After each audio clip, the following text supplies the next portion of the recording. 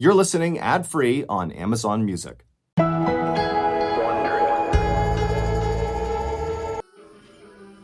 On the hot evening of September 20th, 1987, 37-year-old Maria Ferreira hosted a lively family gathering at her small home in Goiânia, Brazil. Goiânia was a cosmopolitan city with nearly 1 million people. Gleaming skyscrapers and tropical fruit trees lined the wealthy downtown area. But there were also areas of extreme poverty. Maria and her husband, Davayer, lived in one of these lower-income neighborhoods where they owned and operated a scrapyard on their property. It was hard work, especially in the intense tropical heat. But Maria and Davayer made a great team. Maria liked to joke that even though Davayer was short and stocky, he always had his head in the clouds. Davayer would tease Maria when she took things too seriously, saying that that was why she had a gray streak in her long brown hair. But on this night, Maria was totally relaxed. There was plenty of delicious food and drink with people she loved, and they were able to pay for it because they had a little extra money from selling more scrap metal than usual. Maria and Davayer had also acquired a rare good luck charm a few days earlier. They never had much in the way of material possessions, but they tried to find beauty in their everyday life. This time, it was in a trinket Davayer had found. As they passed it around the table, she felt grateful for all the good fortune that had come their way. In the chair next to Maria, Davayer scooped a spoonful of black bean and pork stew onto his plate. He was listening to his brother, who was a bus driver, tell a story. He always had something funny to share from one of his routes. Davayer's other brother, Ivo, was there as well with his wife and their 6-year-old daughter, Lei Ji. The little girl's big brown eyes and joyful laugh filled Maria with love. Lei Ji was the closest thing she had had to a daughter since she didn't have any children of her own. It was the perfect night, and that called for a toast. Once everyone refilled their glasses, Maria raised hers in the air and thanked her family for coming. They all cheered and drank to the future. Later, after everyone left, Davayer went into the garage to finish up some work. As Maria washed coffee cups and put away plates, she could hear thunder in the distance. The next morning, on September 21st, Maria woke to the sound of rain pelting her tin rooftop. Goiânia's rainy season normally ran from October to April, but this year it had started earlier than usual. As Maria climbed out of bed, she noticed that she didn't feel well. Her body was stiff and her stomach felt upset. She wrote off her discomfort to the previous night's festivities and tried to carry on with her day. But as time passed, Maria was starting to feel increasingly sick until finally, after a few hours, she started violently vomiting. Now, the pain in Maria's stomach was so bad that she decided she needed to see a doctor right away. She slowly got dressed and walked out to tell Davayer. Maria found him working in the scrapyard. It was cluttered with old refrigerators, large pieces of sheet metal, and disassembled machines. Davayer offered to take her, but she said she didn't want to distract him from his work, so she told him she could get there on her own. Maria took a bus to a nearby hospital and was able to see a doctor right away. After the doctor examined her, he said everything was fine. She must be having an allergic reaction to something she ate. Maria was relieved it wasn't something more serious. She found it hard to believe she could be this sick from food she was used to eating, but the doctor reassured her and said to go home and rest and she would feel better soon. But that evening, Maria still felt just as sick. She called her mom, who lived in a neighboring town, and asked her to come stay for a few days. Maria's mother took a bus there right away, and once she got there, she did her best to nurse her daughter back to health, feeding her broth and herbs, but whatever Maria had caught, it just wasn't going away. Even worse, Maria's mother soon started to feel sick too, with the same symptoms of fever and upset stomach that Maria had. So 2 days later, Maria's mom had to return back to her home to rest and recuperate as well. Maria was confused. If she was suffering from a food allergy like the doctor thought, why would her mom have gotten sick too? So now she thought maybe she'd come down with the flu and her mother had just caught it from her. So when her brother-in-law, Ivo, stopped by the house on September 24th, Maria tried to keep her distance from him. She'd been sick for 4 days and didn't want to risk passing anything on. Ivo didn't stay long at Maria and Davayer's house. and soon he got back to his own home right in time for lunch. His wife had put out some egg sandwiches, and after Ivo and his wife had sat down to eat, they called in their daughter, Leiji, to come join them. But Leiji was having too much fun playing with her dolls, her glitter, and her coloring books. Finally, Leiji did abandon her toys and took her seat at the table with her parents. But just 10 minutes after eating, Leiji threw up. Then, later that afternoon, Ivo and his wife got sick too. At first, they thought it was the eggs they had for lunch, but Ivo soon realized this wasn't just a case of food poisoning. It seemed like almost everyone who had gone to the Ferreira household recently was getting sick. And by now, that included de Valliere, who was feeling nauseous, as well as his mother, who had come by to visit. The list grew to include 2 of de Valliere's brothers and a handful of their children. The sickness had even spread to several of the neighbors who had visited with Maria and de Valliere. 2 of de Valliere's scrapyard employees had also become ill, all in the span of a week. When Maria found out about the growing number of people who were getting sick, she was horrified, and she became even more afraid when she noticed something else very disturbing. There were these red lesions that were showing up on her skin that were painful to the touch. By September 27th, nearly a week after first getting sick, Maria's stomach pain was unbearable.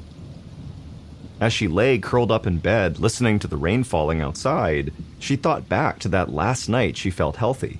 It was the same night she had hosted the big family gathering. Maria tried to remember everything she had done that night. Then she realized something.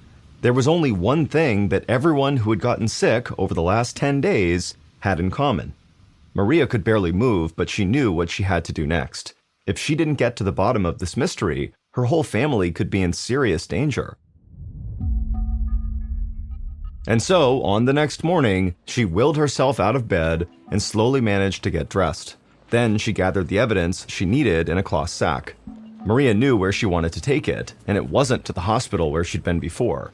She was going somewhere that had the authority to help her. The only issue was, she needed someone to go with her. She was too exhausted to make the trip on her own. De Valliere wasn't feeling well enough to go with her, so she asked another scrapyard employee to accompany her. Maria let the young man carry the bag she'd packed. She was so weak she could barely keep moving.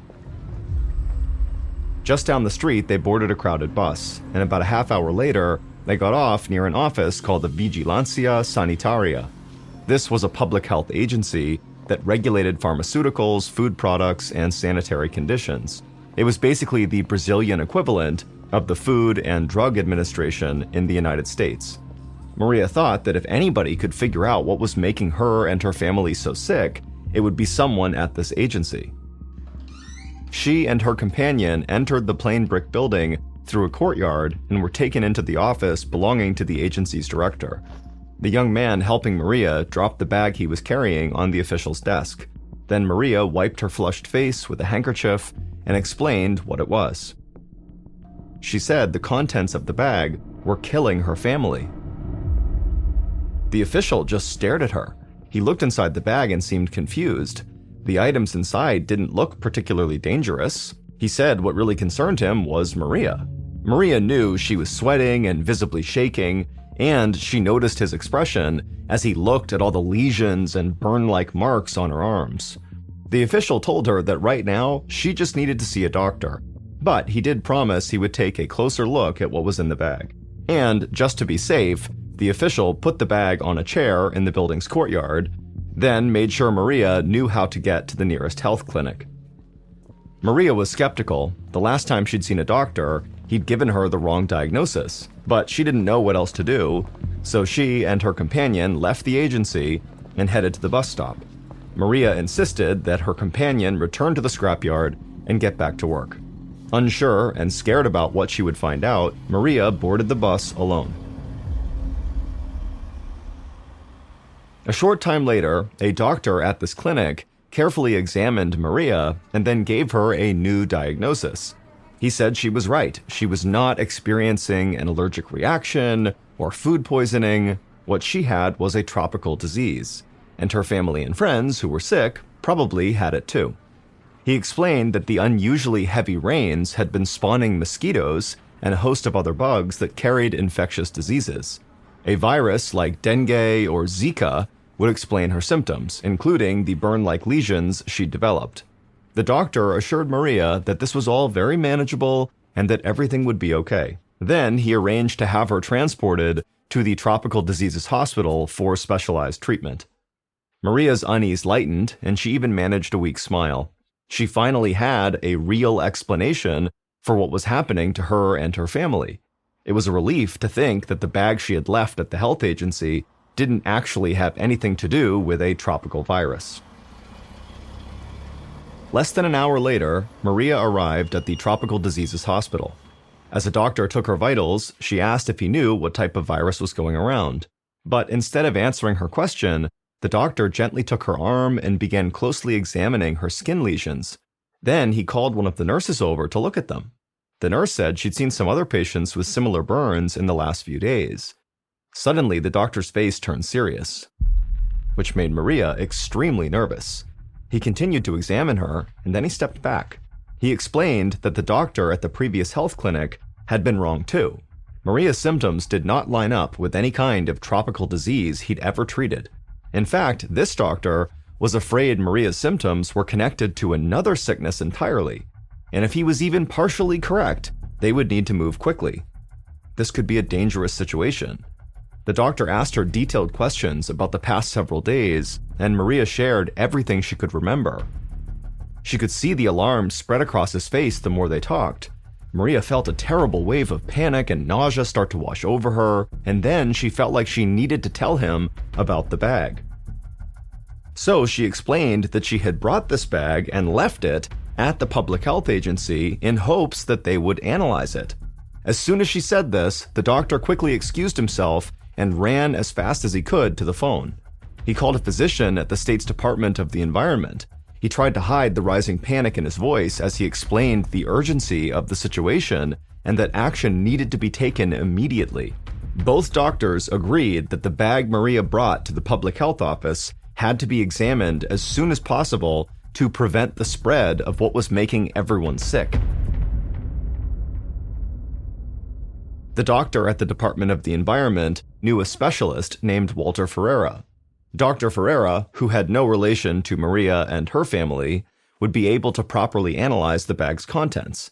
But because it was late in the evening, they wouldn't be able to contact him until the next day. Early the next morning, Dr. Ferreira was getting dressed when his phone rang. It was the doctor from the Department of the Environment calling. Dr. Ferreira paced anxiously as he learned what was going on. There was a huge crisis taking place in Goiânia, and he needed to act quickly. He scribbled down the address to the public health office where the bag was, and then ran out the door and went to a nearby office to grab some equipment. He hoped his colleague at the Department of the Environment was wrong about everything, because if he wasn't, that meant thousands of lives were now in danger.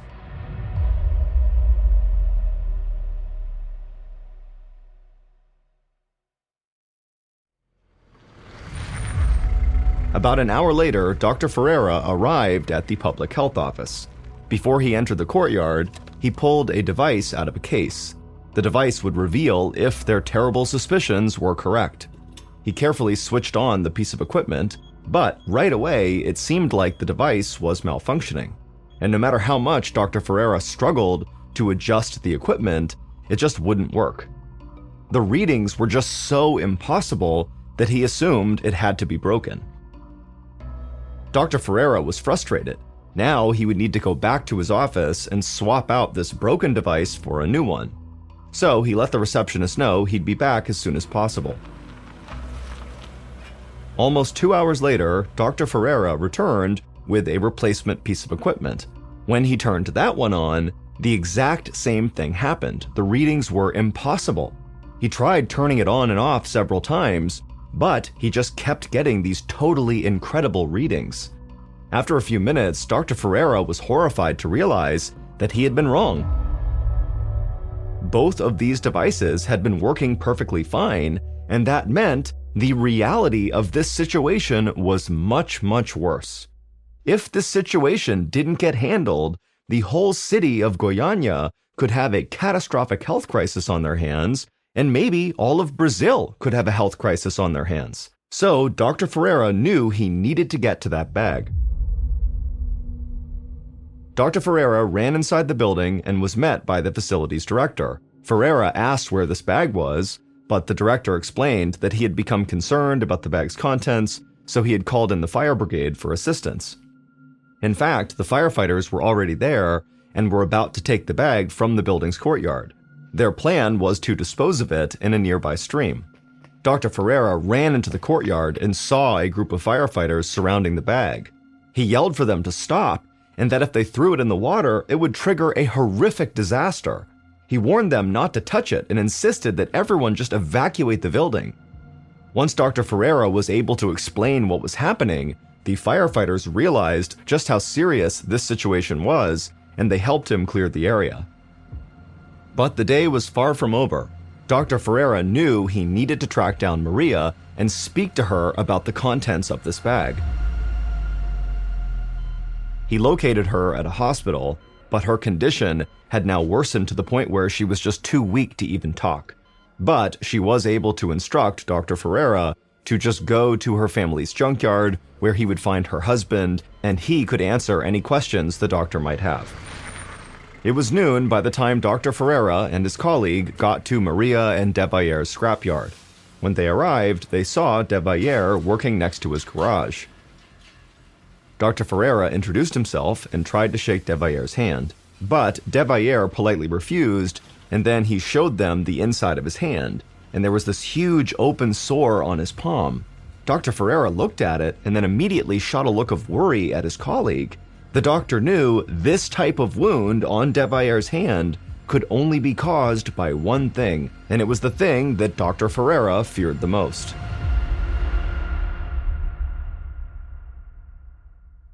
Devailler told them that this whole situation began 11 days earlier on September 18th. That morning, around 10 a.m., a young man had stopped by their scrapyard and told him about some scrap metal he'd found and wanted to sell.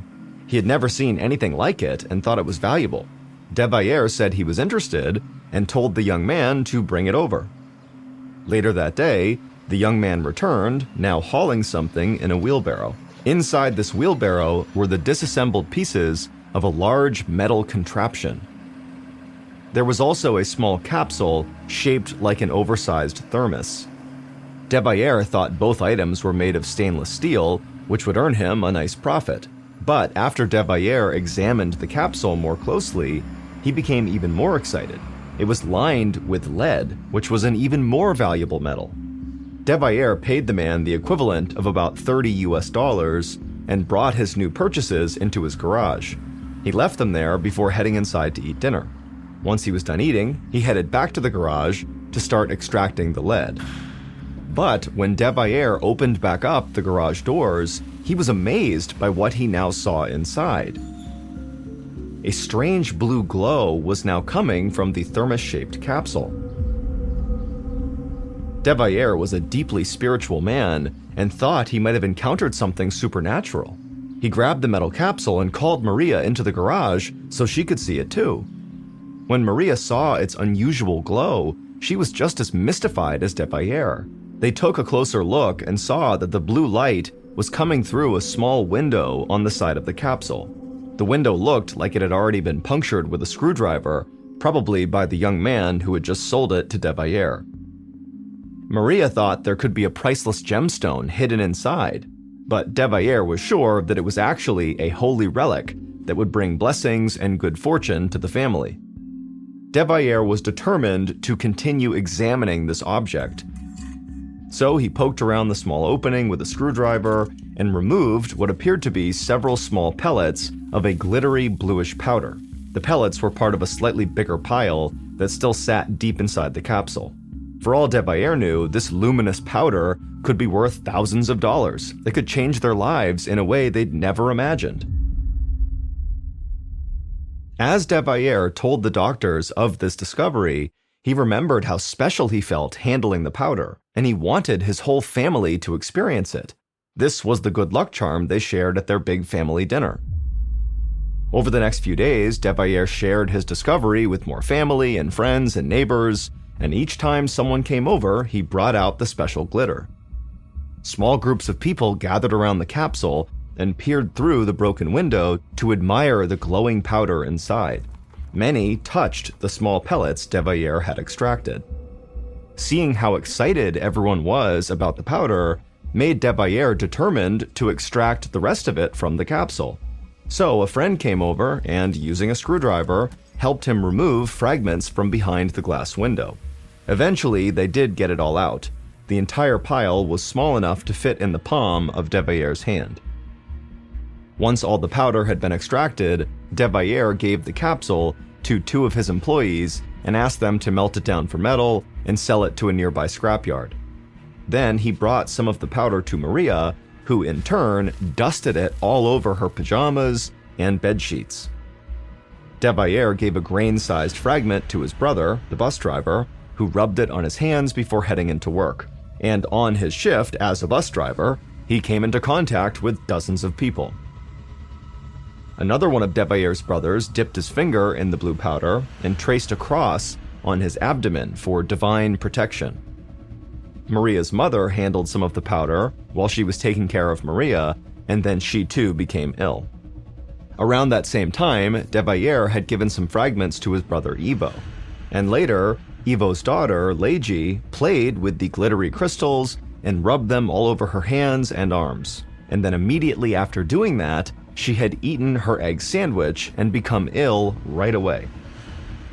Devayer also shared his good luck charm with several neighbors who began having symptoms as well.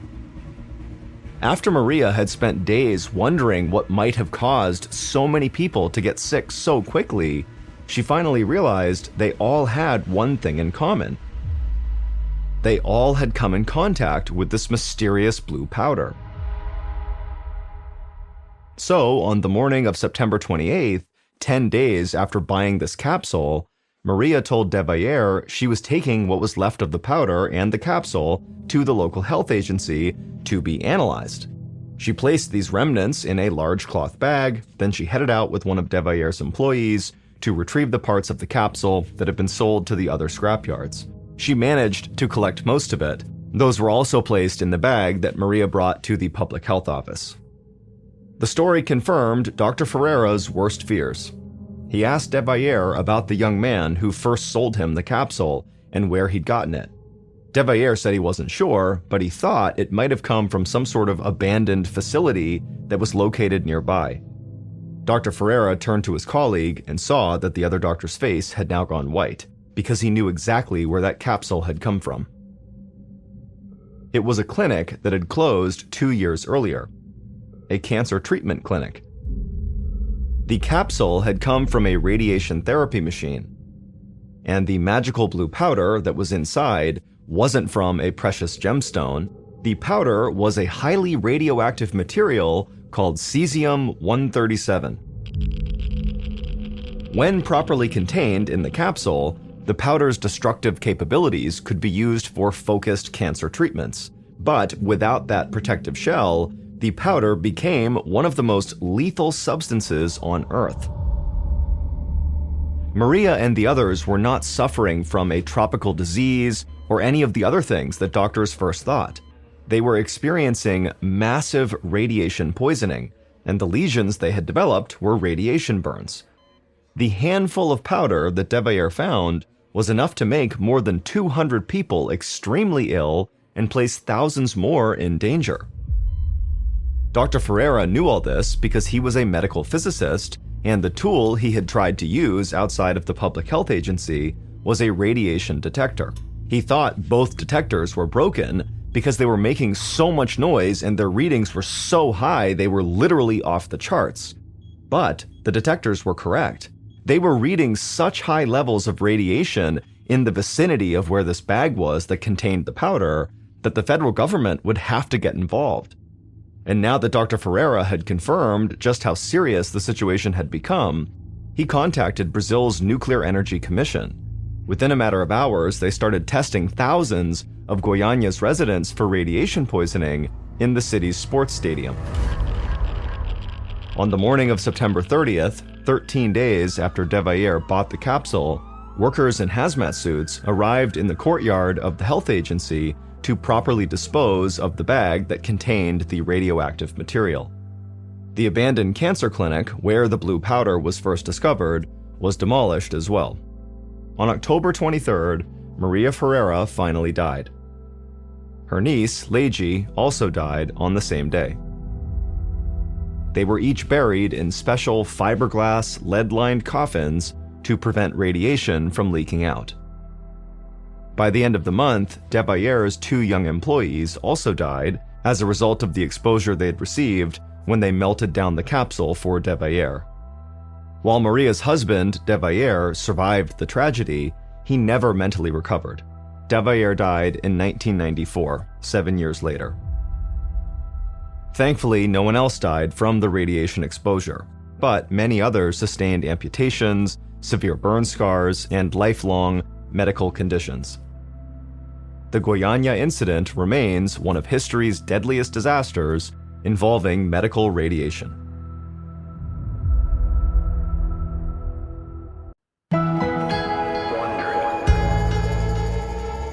Some call this location the most paranormal location on the planet.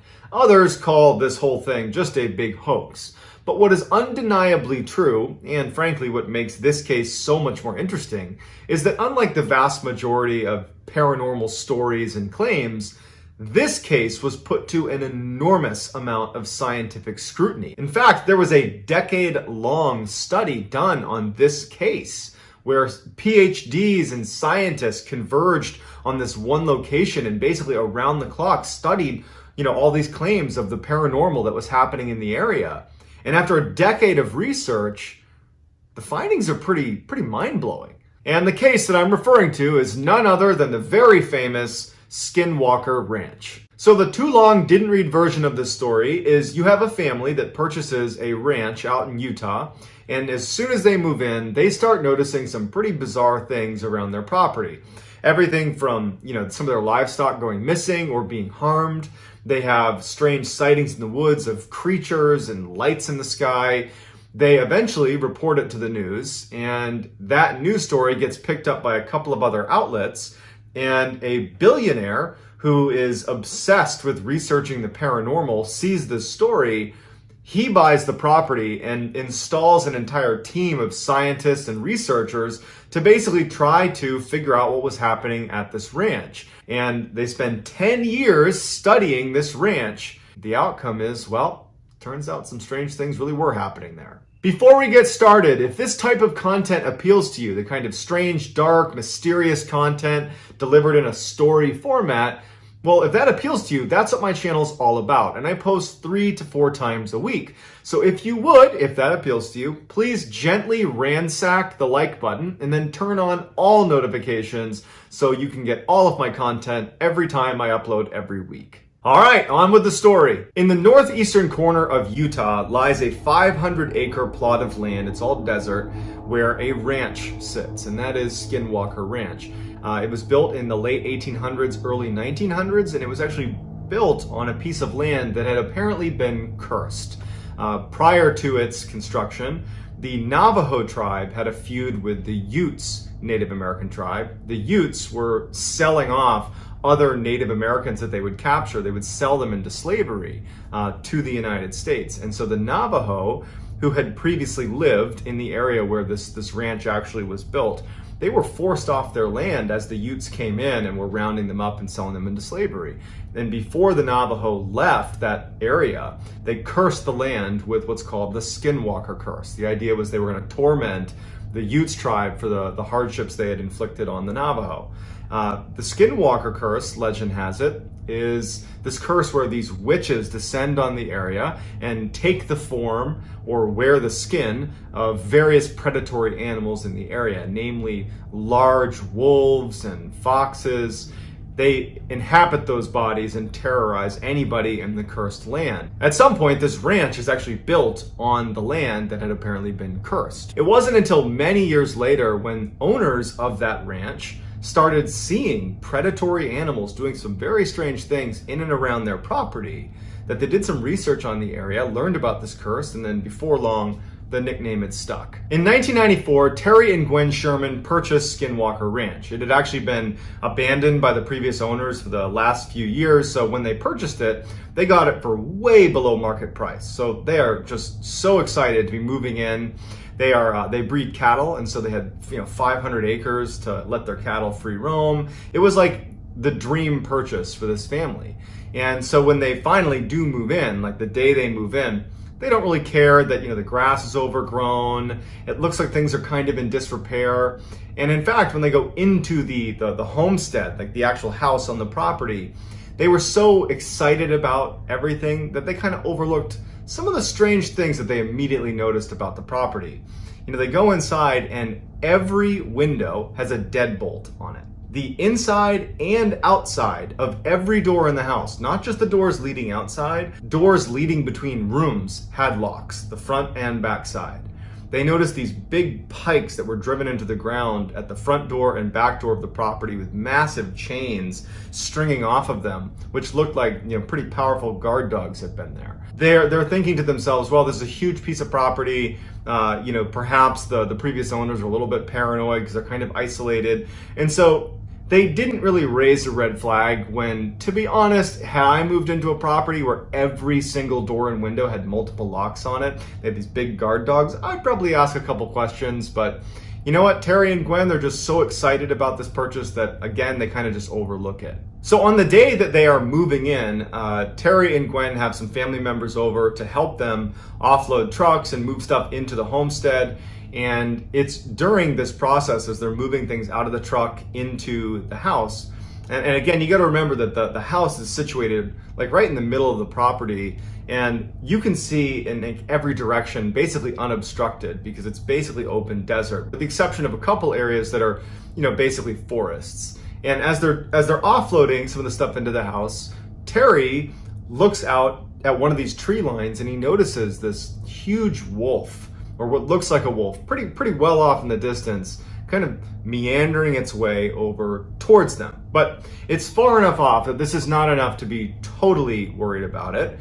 After all, Terry was a rancher and his family were fairly rugged. They carried weapons and they were used to, protecting their livestock from predators. So this was not a, oh my goodness, I can't believe a wolf is near us. It was more like, okay, let's make a note that there's a wolf walking towards us. And so Terry he tells his family, hey guys, just so you know, there's a wolf coming towards us right now. And the whole family is now standing near the truck and they're watching this wolf. And Terry recalled, as he's staring out watching this wolf, it's kind of almost walking in like a snake, like a serpentine path towards them from hundreds of yards out. It's still quite a ways out. Terry notices that there was a fence that was out where this wolf is. And the fence was pretty big, and the spaces between posts were about 6 feet. When he had a good look at the wolf next to the fence, he could tell that the wolf was at least 6 feet long. And he was thinking, are my eyes playing a trick on me? Like, that's an enormous wolf. That's the biggest wolf I've ever seen. But the wolf wasn't acting angry or aggressive. It was just kind of skulking its way towards them, very nonchalant, broad daylight. And at some point, Terry and the family, they're standing behind the truck, and Terry said that they all had this feeling that the wolf was not going to harm them. And the wolf got about 100 yards away, and Terry and his family are transfixed. And he even said he didn't understand why they weren't scared or why they weren't, running away or shooting at it or something, but they didn't. All of them are just standing there watching this wolf that's massive. And the wolf is wagging its tail and acting like a domesticated dog. The wolf comes over and goes up near Terry's father, who was there helping unload some of the gear they had. And Terry's father just kind of reflexively reaches out to start petting this. He's petting like up at his head level, this massive wolf. And the wolf just acts like a domesticated dog and kind of rubs against his hand and then starts walking away from them, just wagging its tail and not doing anything, not causing them any harm, not snarling, not growling, nothing. But just as nonchalantly as it walked over to them, it walks over to where they had a pen with a couple of cows and calves inside of this pen. And one of the calves had its head through the post that was keeping them in this cage, just kind of watching this wolf. And the wolf notices it and in an instant jumps over to this calf and immediately has the whole head of the calf in its jaws, just trying to rip it out of the cage. But it can't get it to squeeze through the cage. And so all of a sudden, like Terry and his family are broken out of this weird trance. And Terry starts firing shots at the wolf. It strikes the wolf and has no impact. They run over, they start hitting it with the back end of an axe. They're trying to get this thing off of the calf because their livestock, that was their livelihood. And these are rugged people, and so they're trying to fight to save their property, to save their cows. And the wolf is just totally unaffected. It's not trying to attack Terry or his son that are trying to get rid of it. The wolf is just trying to attack the cow, but it won't let go. And finally, it just kind of gives up on the calf, starts kind of retreating. Terry ends up getting his rifle, a high-powered rifle, and takes a shot at the wolf one more time. But again, it just has no impact on the wolf. And the wolf just, at some point, just is, I guess, bored, turns around and kind of trots off into the woods. After they kind of were brought out of that initial trance, that they remembered this horrible smell that's like foul, almost chemical smell that just permeated the whole area after the wolf was there. Terry and his son, they decided to go track this wolf because now there's this massive predator that's going to make owning cattle extremely difficult, and so they would have to go deal with this predator. And so instead of retreating into the house, they grab their weapons and they track the wolf that's now jogged off into the forest. And they make it to an area in the forest where the ground is very muddy and sodden. And Terry could easily make out these footprints that just suddenly stop. And they just couldn't make sense of it. And so they went back to the house and they told their family, like, we tracked it into the woods. There's no blood trail. There's nothing. It just walked in and vanished. So this is day one of being at this ranch, and they're all on edge now. The whole family is on edge. They really don't know what to make of that wolf. The sheer size of it, the fact that it was totally unaffected by being shot multiple times. There's real concern over their own livelihood because they keep cattle and they're only going to have more that are going to be out in these pens. And if there are wolves that are 3 times the size of a normal wolf that are walking around killing cattle, that's a big problem if you own cattle. And so they're on edge, and they're all in a way trying almost not to talk about how crazy and how bizarre that encounter with the wolf was. They're just like, they're treating it like it's just a normal predator problem. Like, man, we gotta get those wolves, we gotta protect our cattle. But in the back of everybody's minds, they're like, something very strange is happening here. Gwen, she was having some other very strange things that were happening to her that she was not tying to the wolf thing. She was just noticing a couple of distinct things that were happening to her that made her think that she actually had a very real medical problem, that she had true memory issues. Because 2 things happened. One, in that first week, she had gone to the grocery store, and when she came back, she put the groceries away, and then she left to go to the other room, and when she came back, all the groceries were now back in the bags. And so for 20 minutes, she's just sitting there dumbfounded with, did I put the groceries away?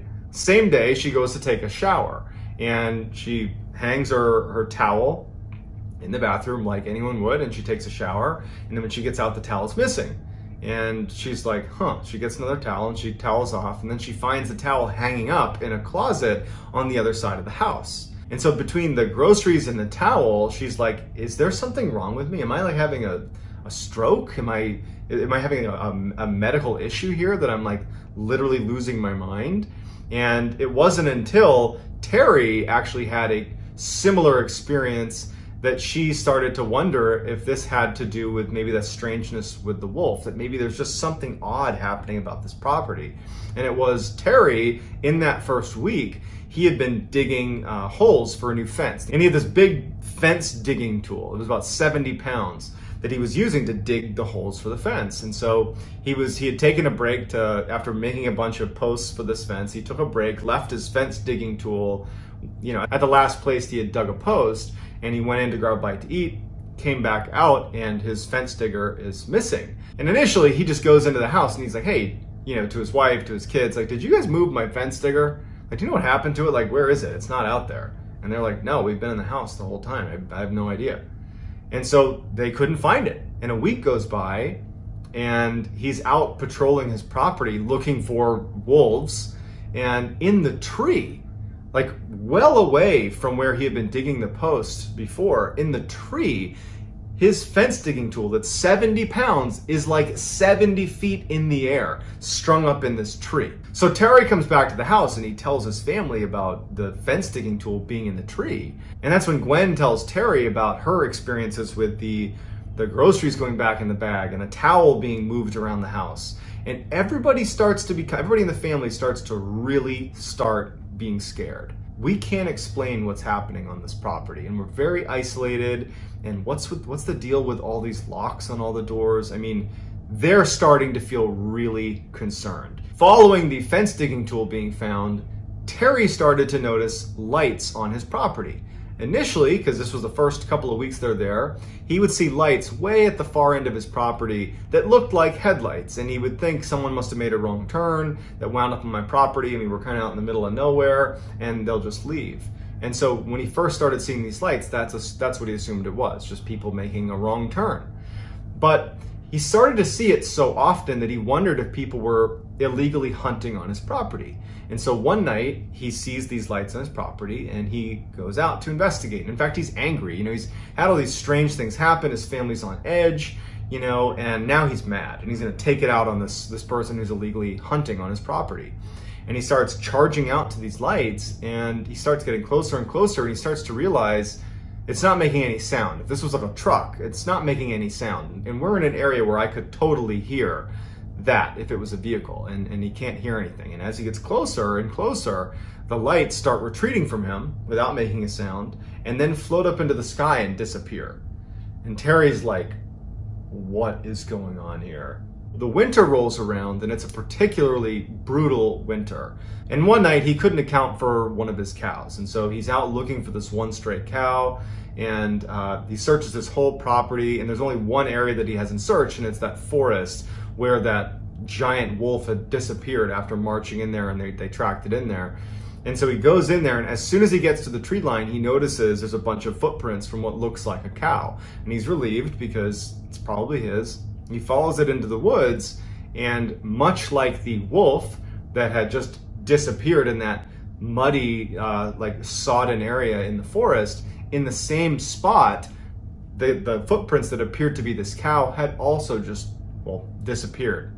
And then over the course of the remainder of the winter, that would happen 4 more times. The animals would run away and just disappear without a trace. By the end of the winter, after all these animals have just mysteriously disappeared, Terry and his family, but Terry in particular, has really gone into full paranoia mode.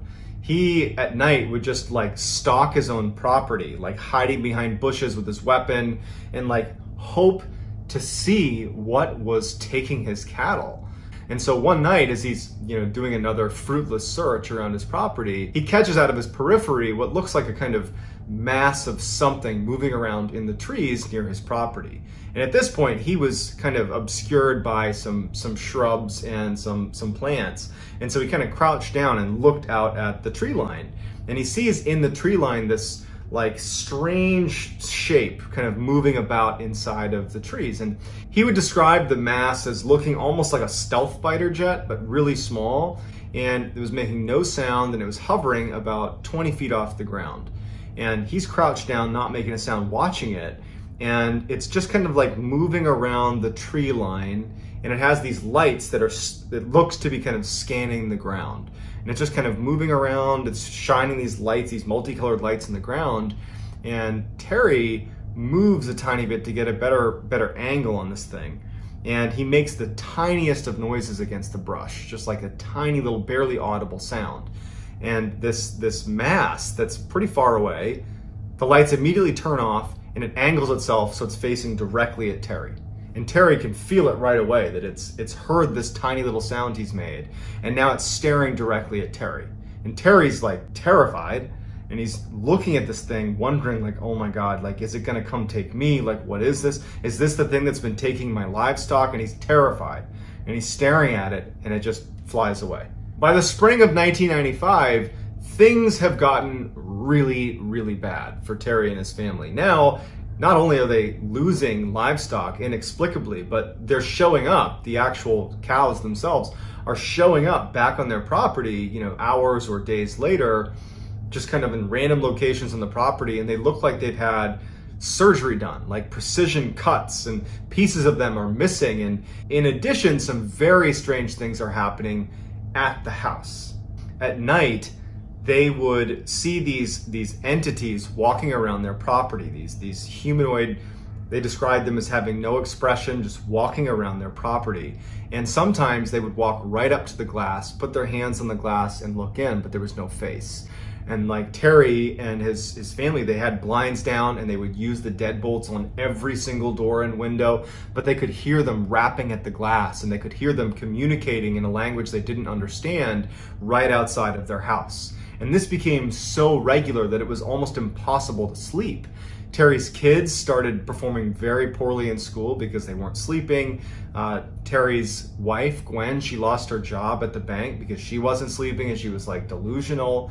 They were all just at an absolute breaking point. Terry is now feeling totally disheartened. One night he's sitting on his porch with his rifle and he notices out on the horizon a new phenomenon. He was used to seeing the lights on his property that would be off in the distance that would disappear, and he had previously seen that kind of like fighter jet thing that was scanning the area. Like, those are two types of lights he would see, but there was a new light he saw as he's sitting on his porch. It was almost like this orangey orb that appeared off in the distance. Since he had his rifle with a high-powered scope on it, he just lifts up his rifle and he looks through his high-powered scope and he zooms in all the way, and he can see that this orb, he describes it as a portal. That as he's looking at it, it has almost like an oval shape to it, and even though it was nighttime, in the middle of the orange orb is this blue sky. It's as if he's looking through a portal into another world where it's broad daylight and there's a sky. And he doesn't know what to make of it, but he can see that a black figure is crawling out of this portal into his property, and it looks just like the black entities that were basically walking around his property at night. In addition to these figures that are crawling, like imagine that scene from The Ring where the girl crawls out of the well. They're crawling out of this portal into his property and then scurrying away into the tree line. And he sees weird craft as well coming into his property through this portal, and then the portal shuts and disappears. Following this night with the orange portal, Terry started to notice blue orbs that he and his family would say were the worst and most terrifying thing of all of the things they experienced. And considering they had tall, featureless black humanoids peering in their windows and rapping on their windows, that's saying something, okay? So a blue orb started showing up on their property. And the way they described it, Terry and his family, was whenever the orb came near you, it gave you this extreme sense of anxiety. It was almost like it was emitting this feeling that you automatically got where suddenly you were unbelievably anxious and terrified of the blue orb. And then as soon as it left, you would, not be anxious anymore. And so one night he's sitting on his porch like he had begun doing, and he sees this orb show up on his property. And his 3 dogs are sitting with him that see the orb, and they start growling and barking. And so he lets his dogs go, thinking that maybe they can scare this thing off. And the dogs take off running towards this blue orb. And they chase it, and you can see the orb, Terry can see the orb that starts to kind of retreat. And he's thinking, oh my goodness, I finally won something. My attack dogs are gonna scare this orb away. And they chase it off into the woods, and he sees this thing, the blue orb, retreat into the woods. And then when he's thinking again that finally a little victory for us, he hears his dogs yelping. And he's too terrified to go check it out, and so he ends up going inside and locking the doors, locking the windows like they had been, and just kind of retreating. So the next day, when the dogs haven't returned, Terry and his son, they go out looking for the dogs in the forest. And when they get out there, they get to a clearing and they find 3 stacks of ashes in like little burned out circles, as if there had been a fire previously in these 3 little spots.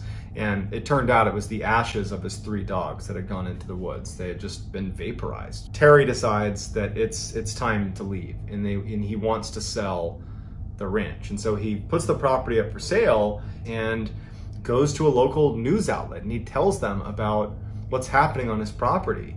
And as fate would have it, a billionaire by the name of Robert Bigelow, who had invested millions of dollars in standing up this scientific research team, this all-star team of PhDs, specifically to research what he described as high strangeness, which really is just paranormal. Basically, he was obsessed with the paranormal and wanted to investigate the paranormal. And he had actually seen that fairly obscure story when he saw that it was up for sale. Robert Bigelow, the billionaire, saw this great opportunity to buy the piece of property and actually make it the headquarters of his own scientific research team, not only to investigate what was happening on Skinwalker Ranch, but use it as kind of a hub to do other scientific research. So he purchases the ranch, and Terry actually, even though he did not want to spend any time at the ranch, on some level wanted to know what the research was going to show, because he was very curious, like, what is going on at this ranch that's been plaguing my family. So he offers to stay on as kind of like the ranch manager, because, you know, Robert Bigelow and his team are a bunch of scientists and business people. They don't have any experience on the ranch, and so they're happy to keep him. So Terry is still connected to the ranch, but at this point he's sold it to Robert Bigelow. So Robert Bigelow's scientific team was called the National Institute for Discovery Science, or NIDS, N-I-D-S, NIDS for short. And Bigelow had actually built the team before purchasing Skinwalker Ranch. And what he went out and did is he recruited some of the most incredible scientists and PhDs he could possibly recruit, but he didn't want people that were interested in the paranormal. He wanted people that were inherently skeptical, so that if he was ever able to kind of prove the existence of high strangeness, that he would have credibility in doing that. And so he went out and found these incredibly skeptical, incredibly smart scientists and PhDs. And so they move into Skinwalker Ranch, and the first thing they do is they need to start doing testing to make sure that this whole, all the stories about Skinwalker Ranch coming from Terry and his family were not just some grand illusion by the family, that, you know, they could have just made it up. And so they get in there and they start running these tests. So that first year, as they're running these tests, which are largely things like, okay, let's check the environment and see if there aren't any, you know, plants that are giving off spores that could be hallucinogenic that they're breathing in. Let's check their water supply and make sure there wasn't something happening in their water supply. Let's do psychological assessments of the family. Let's ask neighbors. Let's do all of our diligence to make sure it's not something environmental or psychological. And over that first year, while they're doing this research, there isn't much activity at the ranch, save a couple of instances where there were some strange lights. So that first year is fairly uneventful, but what's important is that the NIDS researchers come to a conclusion that this did not seem like a hallucination. This did not seem like a something coming from, you know, a plant or water supply. This seemed like the Terry and his family were really experiencing something odd. They just didn't know what it was. One day, Terry and actually Gwen, who was helping him, were tagging some of the new calves, the new cows that had been born, putting these little tags in their ears. And so Gwen was there helping. And so Terry and Gwen, they tagged this new calf, put a yellow tag in its ear, and they move on and they're tagging other animals. And so for about 40 minutes, their eyes and their attention are not focused on this one calf or that one area of the ranch. They're tagging other animals. And then their dog that was with them starts growling and reacting in the direction of where this calf had been. And so Terry and Gwen turn around and they look and they don't see anything. And they start walking over. They find the calf that they had tagged about 40 minutes ago has been basically surgically dissected. And all that's left are its legs and its head. And in addition, the ear where that tag was had been removed. And so they immediately call over the NIDS researchers. So the NIDS veterinarian comes over and looks at the scene and just can't make sense of it, because the incisions on the calf were so well done that it looked like someone with real surgical expertise had done this on an operating table. There was no sign that this was done by a predator, and there was no blood anywhere. So this prompts a massive search of the property, because in many ways, this is what the NIDS researchers are looking for, are real occurrences of something that is highly strange that they can go investigate. And so all of the researchers and everybody there begins searching the property for whoever was responsible for this dissection of the cow. And they start searching the property, and the dogs they had all these guard dogs that were kept at each of these observation posts that they had set up around the ranch as soon as the NIDS team had moved in. They were all looking in the same direction, all four of these four observation posts, and they're all cowering in the back of their cages, all looking in the same direction. And so they start making their way towards the tree line where all these dogs are looking, and they stop short when Terry says, "I see something in the tree." So they stop their car and they're looking, and in the tree is this massive wolf, this like wolf-like humanoid that's basically perched on a tree limb. And Terry takes out his rifle and he aims at the creature up in the tree, this huge creature, and everybody sees it. All the NIDS researchers are looking at this creature and they're like, "Oh my God, what is that?" Terry starts firing at this thing and it just disappears into the woods. And so the team charges into the woods, they fan out, and they pick up a couple of tracks of this huge thing that has like this massive footprint with these huge claws. But much like the wolf that had disappeared and the cattle that had suddenly disappeared when they went into the woods, they couldn't find any traces of this thing. But they did smell this horrible stench that Terry remembered smelling. It stuck with him that first day when that large wolf had come over on the very first day they were moving in. It was that same smell, but they couldn't find this huge animal. So dumbfounded, the NIDS researchers just go back to the property and no one can make sense of it. And they have the footprint and they have their own eyewitness testimony, but like they couldn't make sense of how something that big could just get away. And so over the following month, they're like searching the property and they're looking for any more signs of this huge creature or anything. The only thing they noticed is that the guard dogs consistently stayed in their kennels and did not want to come out. They were acting like they were kind of being hunted, and they were they were cowering quite a bit, and they were scared to go out in the open, but they couldn't find anything. So it was around this time that Terry and Gwen are kind of back to doing work around the ranch, and one day they're driving off to one section of the ranch and they pass by the corral where 4 of their prized bulls were. These are very expensive animals that are all in this enclosure. And so they drive past and they take a mental note that they're seeing these bulls in this enclosure, and they drive off to the other side of the ranch where they're doing some work, tagging animals and, building fences, whatever it is they were doing. But when they come back and they round a corner where they're first able to see that corral of bulls again, they are like, where are they? Because the bulls were not in their enclosure and they weren't anywhere. And so they're panicked because these are very expensive animals, and they run over, and Terry sees that the gates to the corral are still locked, but there's no bulls in there. There's no sign of a struggle or anything.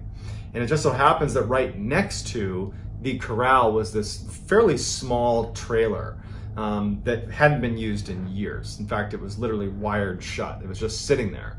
And Terry, just for whatever reason, runs over and looks in one of the windows. And inside of this tiny enclosure are these 4 bulls, completely calm, all crammed into this tiny trailer. They could barely fit. They're not fighting with each other or anything. They're just calmly sitting there as if they're in some kind of a trance. And Terry yells to Gwen, like, "Hey, they're over here. They're right here." And it like startles the bulls out of their trance. They start panicking and kicking, and they end up getting them out of this enclosure, and it takes them hours to finally round them up and get them back in the corral. But they're unharmed. But it is almost impossible to get even one bull into that small of an enclosure. It would take hours to maybe be successful at doing that. To get 4 bulls into that enclosure was pretty much impossible. And to do it when they basically were calm after they were in there is also somewhat impossible. And it was important to note that Terry saw when he looked in the window that the only entrance to that trailer was wired shut still. It had not been undone. In fact, the cobwebs at the corner where the opening basically formed with the sides of the trailer, they were still intact, like it had not opened. And it made no sense how those bulls got in there. And so the NIDS researchers come over and they can't make sense of it either. Upon further investigation, the NIDS researchers found that the bars of the corral that held the bulls, a section of it had been highly magnetized. And so while they're doing this research, trying to figure out if magnetic fields has anything to do with the strange occurrences at the ranch, 2 of the NIDS researchers were on the outskirts of the property, using their compass to look for magnetic fields. And they started smelling, they both reported smelling that horrible metallic, like rotting smell that other people had reported smelling anytime they saw that large wolf creature. And when they started smelling it, their compass started to flitter and then pointed away from north towards wherever the smell was. And they remember thinking that they felt like they were being watched. And it went on for a few moments and their compass didn't waver. It was aimed in the direction of the smell, and they're both on opposite sides pointing in the same direction. And then at some point, the smell stops and they stop feeling anxious, and the north arrows go back to the way they should have been. And then one of the most terrifying of all of the paranormal occurrences that happened at Skinwalker Ranch happened at the very end of 1997. Two NIDS researchers were up on a ridgeline overlooking the homestead. Every night it became commonplace to basically position NIDS researchers all over the property to basically be on the lookout for weird things that are happening. And these two researchers are up on this ridge, kind of obscured and hidden, and they see this orange orb take shape right near the homestead. And one of them had infrared goggles, and so he looks down at the orb, and he can clearly make out that it's this oval-shaped opening that sounded an awful lot like what Terry had seen on his porch when he saw that humanoid creature crawling out of the portal into his property. Well, these two researchers are looking at this portal, and they see the same thing. They see this black human-like creature crawling out of this orange portal onto the ground, and then it starts running up the hill towards them. And they're like frozen with fear. They start smelling that horrible rotting metallic smell as this big human-like creature bounds up the mountain, and they can hear the shale under its feet as it runs up, and it goes right past them. About 30 feet away from them, they're looking at it, and it just barrels past them at a full sprint up into the mountainside.